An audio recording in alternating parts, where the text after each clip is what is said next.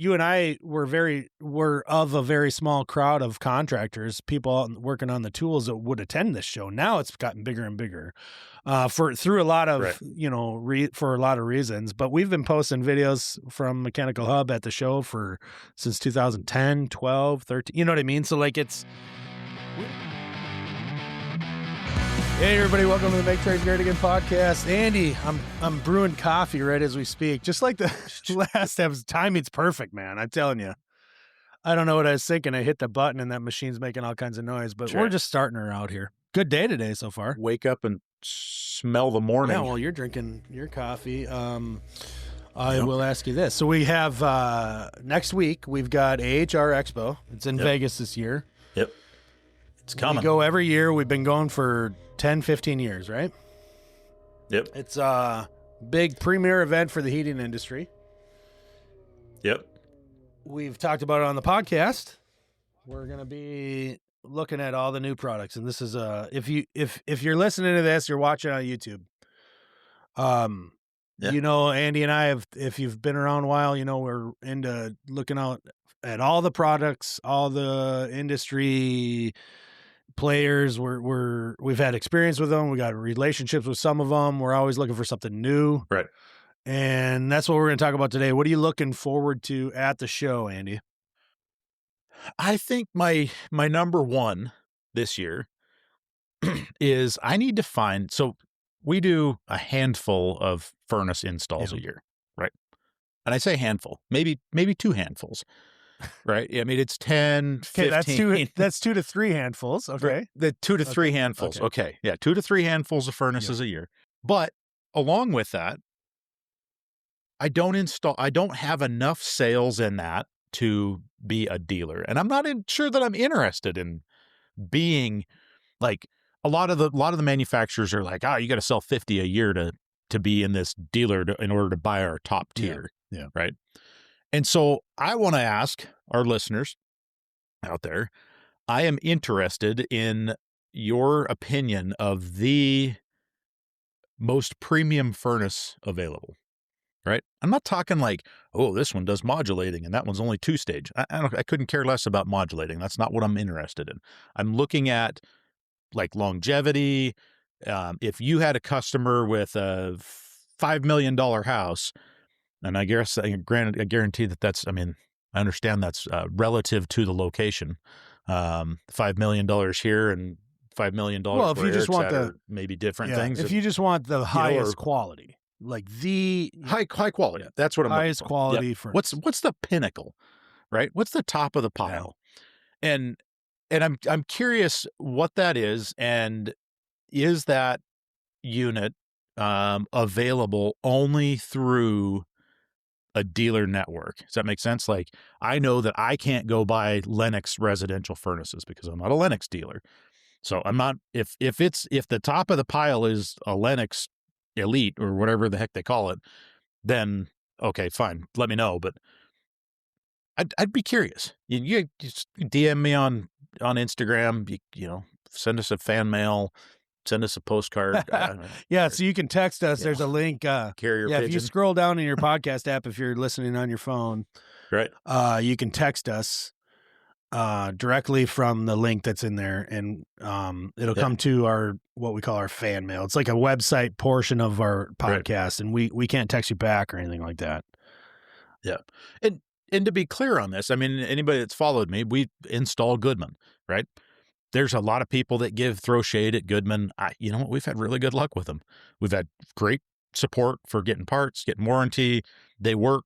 I've had very satisfied customers with them. I have one in my house. Yeah, there's nothing wrong with the Goodman. So, right. And so, and I'm not necessarily looking to replace Goodman. So just to be clear on that, I'm looking, I have a particular project coming up where the customer's like, I don't know anything about Goodman, but is it the best that money can buy? And I don't know that I don't have a hard time answering that at the moment because let me ask you this. I don't think you meant it this way, but I think best that money can buy is one thing and highest value for your buck is another, right? So like people, I'll equate it to something way more simple, but something I think a lot of people will understand. Yeah. not a furnace. I'm going to go left field on this one. You can buy a Toyota vehicle of any shape, size, color, functionality. And this is an opinion, and I would say the same thing more or less about Honda. You can buy a Toyota Corolla. It's not their smallest car, but it's their compact, most numbers sold car that they have. And it will probably go with proper maintenance 300,000 miles. That's not a stretch. You'll 250 for sure. Yeah. Okay. I don't know what the smallest car is these days from GM. I think it's like called a Spark or something like that.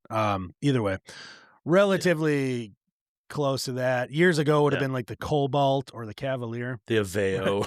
The thing is, the point I'm trying to make is, and it's not a big leap. There's no chasm I'm gonna fall in here and die. That Toyota is gonna outlast that GM product probably by 2 times. Maybe not quite that much. Most likely, You probably are going to have a better time putting on that last 75,000 miles or 100,000 miles on the Toyota than you would have a chance to on the GM. So, but you could spend the same amount of money on both cars. So like value, that's the value, right? So like you're going to get your money out of this vehicle. Same thing like a faucet. My customers ask me all the time, like, what faucets should I look at if I'm going to buy my own? I'm like, I don't want you to buy your own, but if that's what you're set on, and that's what people are set on these days, I always tell people the same answer every single time. Buy a Delta or a Moen. You can't buy the wrong faucet if you buy either one of those. And I have a strong opinion on it because I base it off of the fact that I fix very few of either. Yeah.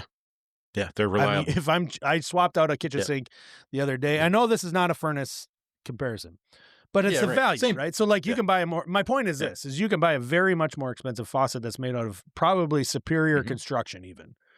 But is it better than the options and all the fit and finish of all the Delta and the Moen for my comparison? Right.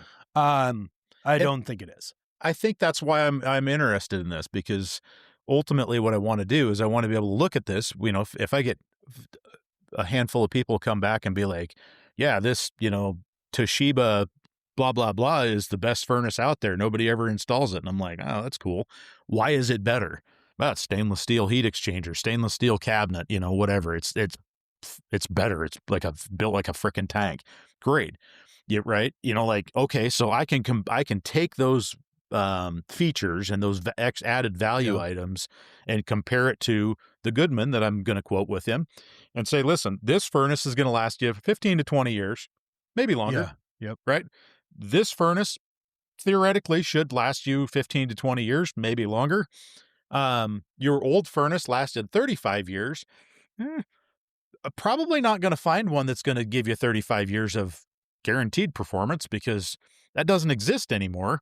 I mean, I don't know. And so I would like to be able to just look at a few of those things and say, I can do the Goodman, which is a solid furnace.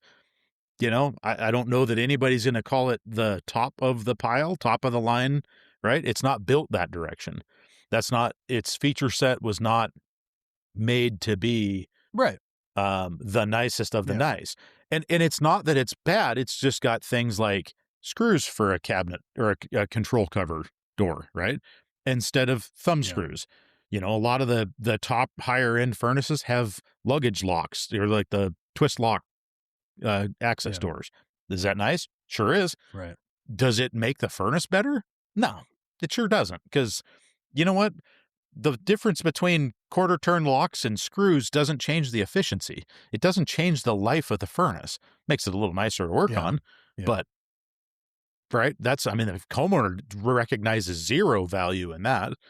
At 20 years down the road, do you go, oh boy, if I had put in the furnace with those quarter turn luggage locks, sure would have been the same boat. Yeah. Right. The heat exchanger is the same. I mean, we look at the top of the line Daikin, and it's basically got quarter turn locks.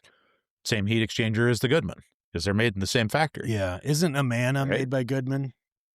I mean, and Amana's Daikin is the, so Amana's a dealer product. Daikin is the parent company. Daikin's or Amana's a dealer Dealer only. So Yeah. like it's the And so is Daikin. okay. Yeah. The Daikin commercial line is available to any contractor. But Daikin HVAC, like their unitary furnaces are dealer. You have to be a dealer, and then in order to be a dealer, you have to qualify or sign up for it. And there's some hoops. I've kind of gone through the paperwork, and I kind of opted not to, because I don't want to be is I don't want to be locked into this is the only thing we sell, right? Because there may be opportunities where I'm like, you know what, I don't want that, you know. And I get it. Those manufacturers want clientele who is dedicated to their brand. Well, I get that. It makes yeah, sense. but if they offer a product in each of I'm like I would imagine that they do. You're not going to qualify. You're worried more about that. Yeah. It's a sales volume. Yeah. Because obviously these dealer product lines are complete and offer everything basically you need. So you're not really going to have to look out for it. No, within reason. Yeah. They're offering everything. And like I say, I don't have anything against Daikin. I've looked into that product line. I think one of the areas Matt, my sales guy's probably going to be like, dude, you're a dumbass. You don't know what the hell you're talking about. But one of the things that I from what I recall is with my sales volume, my price point is higher in the Daikin category than it would be in the Goodman category. Yeah. And granted, I mean, there's benefits of Daikin over Goodman. I don't know. So anyway, you want to know from our listeners their feedback on who should I look at? Who should you look at AHR? What about Midea? Yep. I'd look at Midea. We've done a lot of their. Are they doing gas? Their refrigerant. I don't think they are, and that's the other part of that. Has to be, because at least not in North America. Yeah, you have to have gas as an option. I want to have. Well, you have to have it as a replacement market. I mean, if you're doing 1-for-1 on a furnace, you're not converting them to a heat pump or something like that. Right. You know what I'm saying? Right. Like, I think it needs to be. Yeah. I think it's a requirement, personally. Yeah.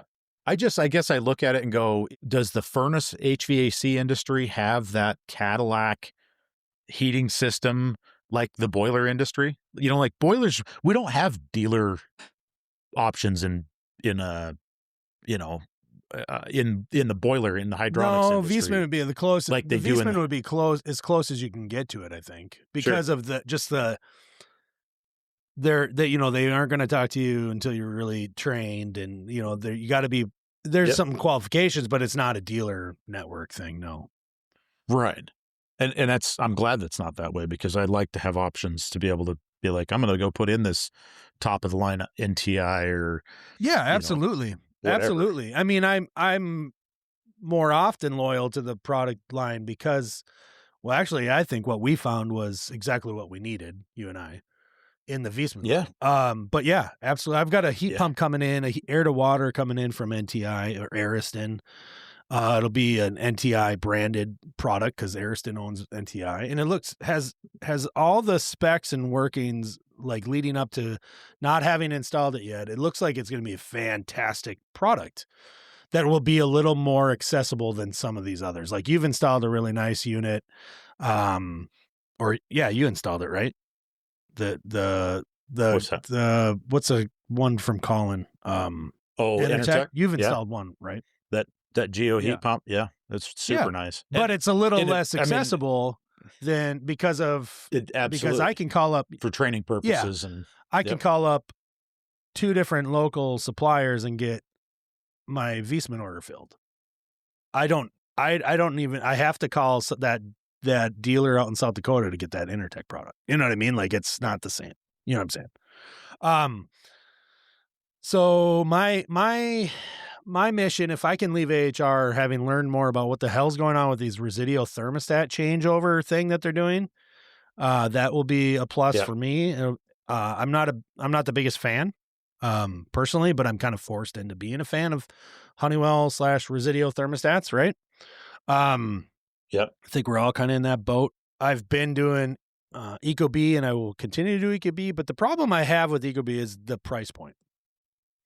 They're positioned to me, in my opinion, as a retail price point thermostat, and I'm not okay with having to spend close to $200 on thermostats anymore. I think that they're under certain situations that's fine, but when I have multi-zone systems, you got 4 or 5 of these things in a house, and they're cost $200, $230. Like now we're talking about just this ridiculous price point just to change out controls in an existing system that people, my customers, do not give two freaking squirts about thermostats. And I may be trying to say, well, this is the best one. I like this, and this was going to be reliable. They don't care. They don't care. I do want to touch on that, and that's something where I think that you and I should visit while we're at AHR is pop into the Honeywell Residio booth. I want to look at this new S and M series line. That's exactly what I'm saying. I don't want to. I want to. That's what I need to do is leave AHR having learned about this system because I'm kind of forced to. I think we all are. Yeah, I'm optimistic, partly on the basis that this new S200, which is replacing like the T6 Wi-Fi, right, comes in at a price point that's like, wow, it's a lot of Wi-Fi connected thermostats. What's the price point? Like $100 or something like that? No, less. $20 less than that. We're gonna be sub 100 on. But isn't it like why are we? Isn't it in the form factor of like the 5000 series or whatever it was? I agree. I feel like the form factor went backwards. However, I understand I kind of, after talking with my rep, I kind of understand their position. They needed to go down in SKUs and stuff like that. Yeah, it ended up with needing to go down in SKUs, and also it didn't. What was the deal? They were essentially just trying to figure out how to get the Wi-Fi thermostats less expensive, and they could not do it on the T platform where they were at. It was they went to a smaller screen. It's not touchscreen now. It's got 6 buttons on that 200 series. Yeah, God, they're ugly. Yeah. So here's what you haven't been made privy of: the S1200, the black, is their new T10 replacement. Elite Pro. So they call that Elite Pro. Yep. That is, I believe, a 5-inch touchscreen. It's a rectangular platform. A couple of cool things about that. So Wi-Fi up to 4 heat, 3 cool, I think. 4 heat, 4 cool, maybe, with an EIM. Can use remote sensors, which is cool. Same as your T10s, whatever. The other thing is you can integrate your Ring camera app. Is it Ring or do you have to buy theirs? No, it's it will integrate with Ring, is my understanding. You can then use the thermostat as your display for your video display for your which is kind of cool. I mean, other than I don't want to stand at the wall but if you were in if you had one of these Elites in a couple of bedrooms or something like that, maybe from the master bedroom, you could see who's at the front door and be like, oh yeah, just leave it on the doorstep. So there's some cool stuff there. The other thing, there's a function. One of the units, I believe, ends up being like instead of it being a remote sensor, you can install a remote thermostat. Right. So, that's something I want to learn a little bit more about. So instead of let's say we have 3 rooms and we have sensors in each room and one thermostat, now you could put a thermostat in each room and they all communicate together. Yeah, but that doesn't help us if operate a single. Okay. I don't find value in that because I'm looking for a remote sensor because I don't have wired thermostats. You don't have to. That's what I'm saying. It's my understanding is it's wireless. So it'd be like a battery-powered wall display, right? So you'd have the same functionality that you have on the parent unit in remote locations. That's my understanding, and I may be off on that, but I'm excited to look. It's interesting. The Ring. Here's my initial thought, and I'm not gonna hang my hat on this. I'm not dying on this hill, but the whole Ring thing feels like I have this feeling now that I'm going to be stuck I'm going to get callbacks and be like, my Ring camera is not connected to the thermostat you installed. I mean, like, I don't friggin' care. But of course, I'm going to be on the hook Yeah. to make sure that it is.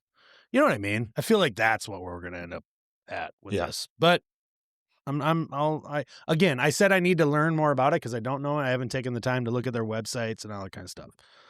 Maybe I don't need to learn about a thermostat that much, but my thermostat needs are pretty simple because most of my systems are single stage heat, no cool, because the cooling we're putting in is, mini splits. So that's not connecting to the thermostat. Like, you know what I mean? Right. Why can't we just get mini splits that just connect to our existing North American control strategy? Boy. Yeah. Okay. Yeah, that's my big, I mean, that's not the only thing I'm looking forward because it doesn't sound like we're selling AHR that well.